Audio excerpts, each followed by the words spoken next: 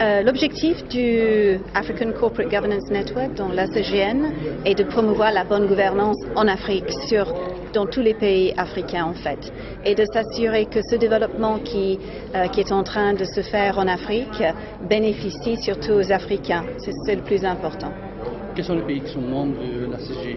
Alors, il y a une dizaine de pays qui sont membres pour l'instant, donc le Kenya, Malawi, Mozambique, l'île Maurice, le Maroc, l'Ouganda, Tanzanie, l'Afrique du Sud, Zambia et Zimbabwe. Donc voilà les 10 pays qui sont membres. Il y a aussi la Nigeria, le Sénégal qui vont se joindre à nous à partir de l'année prochaine.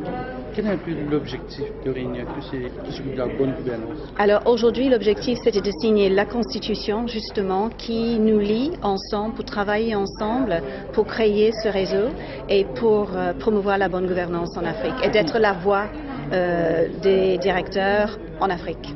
Et quel est un peu le but final un peu?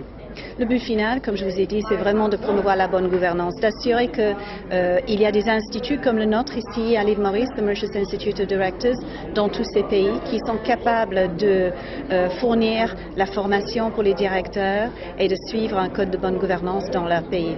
Et vous avez pu rencontrer vos collègues d'Afrique. Comment ils voient la bonne gouvernance sur le continent africain? Alors, c'est très varié selon les pays. L'Afrique du Sud, bien sûr, comme l'île Maurice, est bien en avance.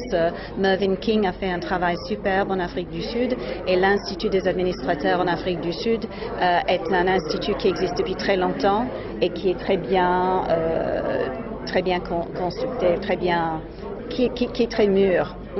L'Institut des directeurs en Zimbabwe également est un institut, même en dépit de toutes les difficultés en Zimbabwe, c'est un institut qui fonctionne très bien également. Donc je suis ravie que mon collègue Edouard est ici avec nous. Les autres instituts, la Tanzanie, il a 1 an d'existence, il est tout jeune, il faut l'aider à grandir. Le Malawi aussi est assez jeune. L'Institut du Maroc a 3 ans. Et donc, ce sont des instituts qui sont souvent très jeunes et qui ont besoin d'aide et de soutien pour grandir et pour la pérennisation de ces entreprises afin de promouvoir la bonne gouvernance en Afrique. Et quel est le rôle de Jane Baz? Vous êtes Alors, je suis ravie de vous annoncer, j'étais ravie présidente de ce réseau qui vient de se créer. Donc, pour la première année, je suis la présidente et j'ai une vice-présidente qui est mon collègue de la Tanzanie, Monsieur Kambi, qui est le vice-président. Il est le CEO du Institute of Directors en Tanzanie. Quel sera votre rôle au sein de l'organisation? Alors, je pense que la première année, le rôle le plus important, c'est de fédérer les membres d'abord, de grandir, de s'assurer que le Sénégal et la Nigeria se joignent à nous. Dans la première année, c'est de fédérer les membres, d'assurer que, par exemple, le Sénégal et la Nigeria se joignent à nous. L'Égypte peut-être également qui a montré des signes d'intérêt. La deuxième objectif, c'est de vraiment aider les organisations membres à mieux se structurer eux-mêmes.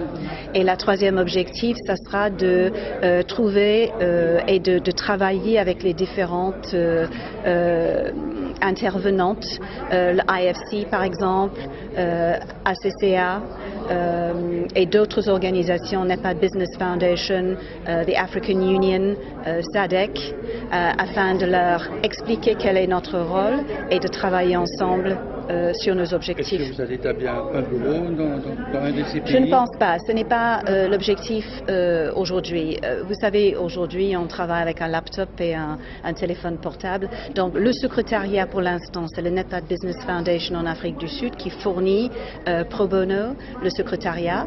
Ils ont des bureaux, bien sûr, en Afrique du Sud. Mais l'idée aujourd'hui, c'est un réseau virtuel et de travailler ensemble de cette façon-là, façon moderne.